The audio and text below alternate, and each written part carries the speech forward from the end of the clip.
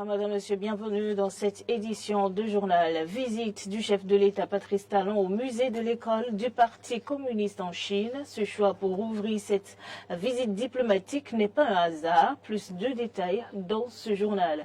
Fin du 19e cours d'état-major démarré depuis décembre 2022 à l'École nationale supérieure des armées ANZA de Porto Novo. 23 officiers de 6 nationalités différentes ont reçu le parchemin. Et puis au Gabon, le président Ali Bongo déchu est toujours en résidence surveillée. L'un de ses fils est aussi en détention. Vous aurez l'évolution de cette actualité avec nos confrères de RT en fin d'édition. Voilà pour le sommaire.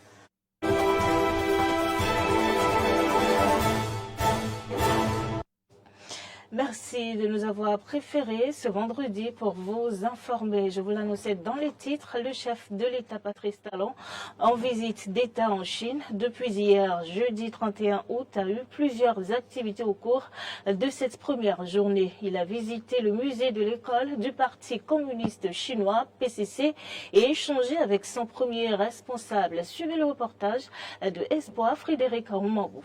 Quelques heures après son arrivée en terre chinoise, dans le cadre de sa visite d'État, le président Patrice Talon s'est rendu au musée de l'école du Parti communiste chinois où il a été accueilli à son arrivée par Hui Chuntao, vice-président de l'école du parti. L'école du parti est un centre d'excellence et de renforcement de capacité des fonctionnaires membres du Parti communiste et qui permet de former les dirigeants chinois qui exerceront des fonctions importantes en province ou au niveau national. En son sein et au travers des 3000 pôles décentralisés de cette école répartis sur l'ensemble du territoire chinois, le Parti communiste forme chaque année plus de 700 000 cadres sur les différentes théories qui constituent les idées directrices, le renforcement de la vision et de l'engagement de ses membres, sans oublier le leadership et la lutte contre la corruption.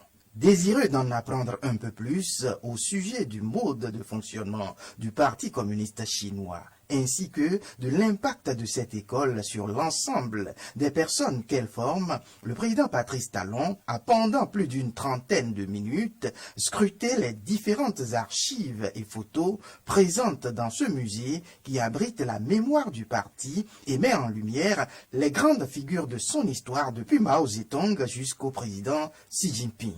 Au terme de la visite du musée, il s'est tenu une séance d'échange convivial entre les membres de la délégation présidentielle et quelques hauts fonctionnaires du parti. Des échanges qui ont permis au président Patrice Talon de conclure ce qui suit. Je vous remercie pour cet honneur qui est fait à moi-même et ma délégation pour venir en ce lieu emblématique du développement et du rayonnement de la Chine. C'était impressionnant de voir combien un outil central peut contribuer à travers le temps à l'efficacité et à la gouvernance pour porter la Chine là où elle est. Le développement durable n'est jamais l'effet du hasard. On voit bien que c'est un processus et cette école est dans le processus de pensée, de mise en œuvre des actions et c'est de grande inspiration. Et quand on voit d'où la Chine est partie et combien de progrès vous avez réalisé en si peu de temps, et qu'on voit le mécanisme, c'est la formation, c'est l'engagement, et notamment des élites, des dirigeants. Et nous conduisons le destin de nos pays avec ce qu'on appelle du tout venant. Et malheureusement, les uns et les autres qui constituent l'élite de gouvernance n'ont pas les aptitudes qu'il faut, n'ont pas les prérequis, n'ont pas les formations, n'ont pas les niveaux d'engagement qu'il faut, et pourtant c'est eux qui doivent décider et diriger ces pays. Vous comprenez pourquoi l'Afrique a tant de retard. Pour rappel, l'école du Parti communiste chinois est fondée le 13 mars 1933 par le comité central du Parti communiste chinois. Démarré le 22 décembre 2022, le 19e cours d'état-major organisé à l'École nationale supérieure des armées ANZA a pris fin ce jeudi par la remise de diplômes de fin de stage aux stagiaires. La cérémonie a été présidée par le chef d'état-major de l'armée de terre, représentant le chef d'état-major général des forces armées béninoises, Clémence Tonoucoin, pour le compte rendu.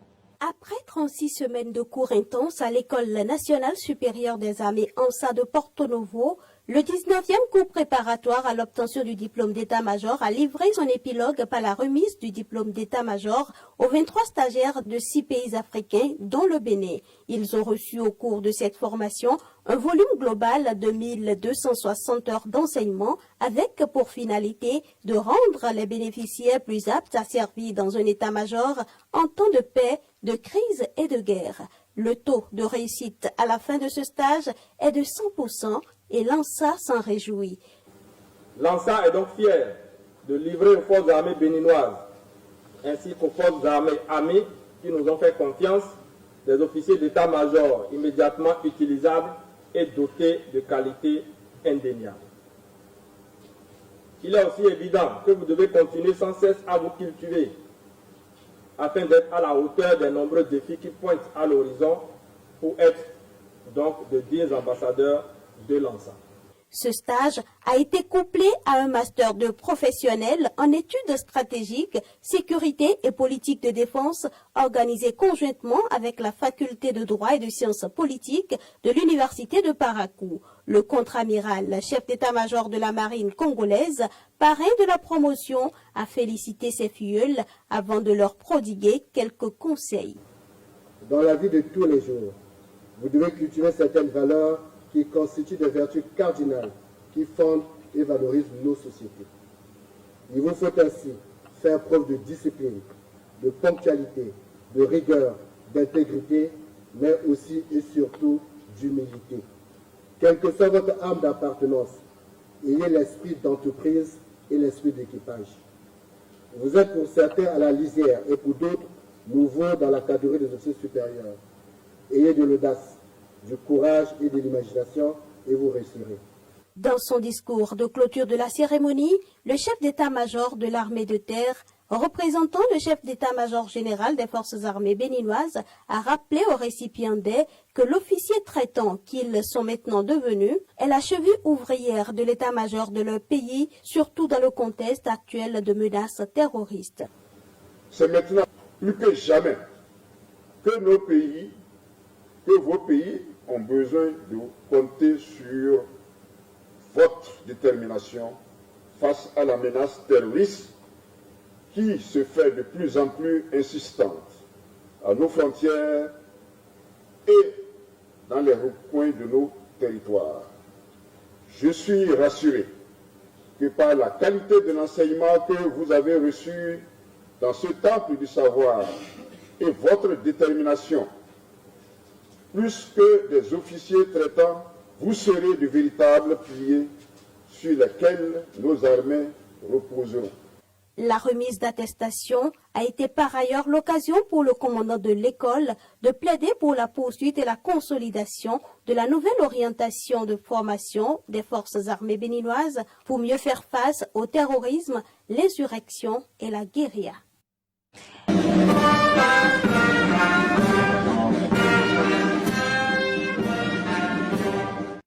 Et à la fin de la dite cérémonie, quelques récipiendaires se sont prononcés sur la formation qu'ils ont reçue. Écoutez-les. L'objectif de la formation, c'est de former des cadres aptes à travailler en état-major, en temps de paix, en temps de crise. Donc la formation, ça a donné le background nécessaire pour aider le chef dans la prise de ses décisions, surtout en état-major.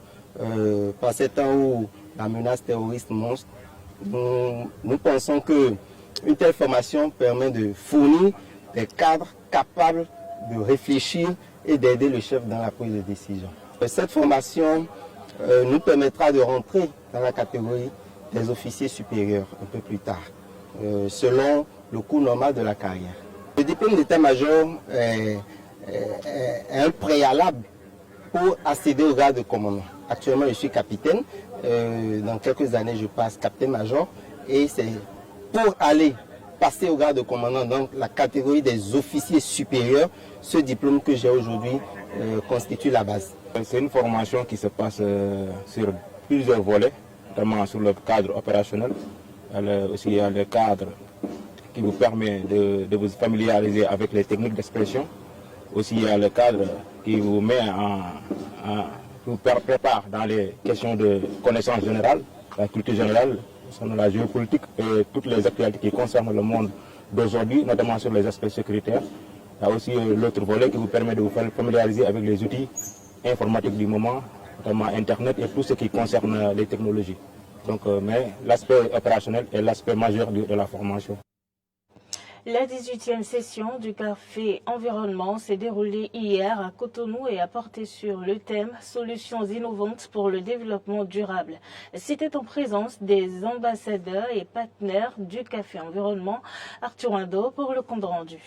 Solutions innovantes pour le développement durable, c'est sur ce thème que repose cette 18e session du Café Environnement de ce dernier jeudi du mois, une session à caractère spécial. Elle est spéciale en ce thème que nous voyons, comme vous le constatez avec moi, il y a assez de partenaires qui sont avec nous aujourd'hui, parce que c'est d'abord dédié à nos partenaires qui nous accompagnent depuis très longtemps, et c'est aussi un moment pour eux de pouvoir les voir à nos côtés en ce jour, pour qu'ensemble nous puissions vraiment voir l'effet que ça donne, et en un second temps, montrer réellement les solutions innovantes qu'ils font déjà à travers leurs entreprises pour un développement durable. Et pour atteindre ce développement durable, il faut maîtriser un certain nombre de solutions innovantes, d'où le bien fondé de la thématique et de la qualité des panélistes. Ce thème a été intitulé vraiment pour ce 18e CC Café Environnement, en quelque sorte parce que nous voyons avec moi que l'agenda 2030, nous parlons du changement climatique, oui. Nous parlons des effets du réchauffement climatique, oui. Mais il urge vraiment que nous puissions penser à nos solutions, à quelques solutions innovantes vertes qui vraiment peuvent concrétiser à vraiment atteindre l'objectif. Donc voilà la raison pour laquelle, voilà essentiellement la raison qui a plus motivé le Café Environnement à mettre sur pied ce thème de ce mois. Pour enfin propager la bonne nouvelle, Inès Kwasi et son staff ont dans leur rang des ambassadeurs et ambassadrices bien aguerris qui maîtrisent le job. En attendant la fin de cette session, nous allons sur le terrain pour sensibiliser et voir dans quelle mesure trouver des solutions vraiment innovantes pour le développement durable. Par rapport à ce thème, j'ai un projet que je vais essayer de mettre les solutions ensemble avec les autres ambassadeurs. On verra comment on va faire. C'est toujours un plaisir pour moi de prendre part au Café Environnement parce que d'abord c'est une passion pour moi, tout ce qui est environnement, tout ce qui est sensibilisation. Avec le thème de ce mois, on fera plusieurs restitutions et moi particulièrement j'ai un projet. Le projet a pour objectif de faire de la mode pour dénoncer, instruire, éduquer et pour ramener les consciences à la réalité ou à l'adoption des gestes éco-citoyens. Et il s'agira de confectionner des tenues avec des objets recyclés que nous allons présenter sur des événements. L'objectif, c'est de changer les mentalités. Par exemple, je confectionne une tenue avec les sachets plastiques. Pour du stop au plastique, à l'utilisation abusive des plastiques. Le Café Environnement déroulé en synchronisation Paris-Bénin avec à la clé des panélistes de rang international tels que Jean-Charles Aromandegbe, professeur Odile Dossou-Guédébé et Paola Souni. En interactualité, évolution de l'actualité de l'autre côté du Gabon avec le putsch du 30 août. Le président Ali Bongo déchu est toujours assigné à sa résidence. Son fils Noureddine Bongo Valentin, quant à lui, est détenu au quartier général de l'armée. Un reportage avec nos confrères de RT. Le 30 août, les militaires gabonais ont suspendu les résultats des élections présidentielles et pris le pouvoir. Le fils du président déchu et 6 autres personnes sont accusés de haute trahison, de détournement massif des deniers publics, de faux et malversations financières internationales. Le nouveau gouvernement a annoncé le chef de la garde présidentielle président de la transition et a promis de mettre en place les institutions de la transition progressive. Il a souligné qu'il respecterait tous les engagements intérieurs et extérieurs du Gabon. Son communiqué initial mondiale, le comité de la transition a évoqué des élections qui n'étaient ni transparentes, ni crédibles, ni inclusives. Le chef de la diplomatie européenne, Joseph Borrell, a déclaré partager ce sentiment. Les coups d'État militaires ne sont pas la solution, mais il ne faut pas oublier qu'auparavant, le Gabon avait tenu des élections marquées par de nombreuses irrégularités. Il y a des coups d'État militaires et il y a des coups d'État institutionnels dans lesquels les armes ne sont pas nécessaires. Mais si on truque des élections pour conquérir le pouvoir, c'est aussi un moyen irrégulier d'accéder au pouvoir. La République du Tchad a proposé de convoquer une réunion des dirigeants de la communauté économique des États de l'Afrique centrale, la CEEAC, à laquelle appartient le Gabon, pour discuter de la situation. De manière attendue, plusieurs pays occidentaux, en premier lieu la France, et les organisations internationales de premier plan que sont l'ONU et l'Union africaine, ont rapidement condamné le renversement au Gabon. Ils appellent même au rétablissement immédiat du gouvernement élu, sans pour autant proposer quoi que ce soit pour résoudre la crise démocratique au Gabon. De multiples rapports de violation des principes démocratiques ont pourtant émaillé les récentes élections et le règne de la famille Bongo au pouvoir depuis 50 ans. D'abord, la France condamne le coup d'État militaire qui est en cours au Gabon. Et la France surveille avec beaucoup d'attention l'évolution de la situation sur place et réaffirme son souhait que le résultat de l'élection, lorsqu'il sera connu, puisse être respecté. Après la réunion d'aujourd'hui, l'Union africaine a pris la décision de suspendre la participation du Gabon à toutes les activités de l'organisation jusqu'au rétablissement de l'ordre constitutionnel. Toutefois, contrairement aux puissances internationales, le peuple gabonais a lui ostensiblement accueilli l'événement comme une libération. Tout se passe bien, les Gabonais sont en fête. Nous sommes enfin libérés. Je dirais que c'est pour moi la vraie fête d'indépendance. On voit ça comme une libération. Aujourd'hui, nous avons manifesté et les forces de l'ordre étaient de notre côté. Il n'y a pas eu de casse tranquille. Donc, nous remercions ces messieurs, ces braves messieurs qui ont participé à cela. Nous sommes contents, nous les Gabonais. Surtout nous jeunes étudiants gabonais, nous sommes contents parce qu'on veut le changement. Tous les Gabonais sont très, très contents. Les gens avaient perdu espoir dans ce pays. Les gens n'y croyaient plus. Les gens ne pensaient pas que dans ce pays, on pouvait encore changer quoi que ce soit. La surprise de tout un peuple est apparue devant l'écran de télévision, l'armée gabonaise dans son ensemble. Et nous en sommes ravis. Ils ont dit et ils ont proclamé ce que tout le monde attendait. Fin de ce journal. Merci, madame, monsieur, de nous avoir suivis. Bonne suite de programme en la compagnie d'Eden TV.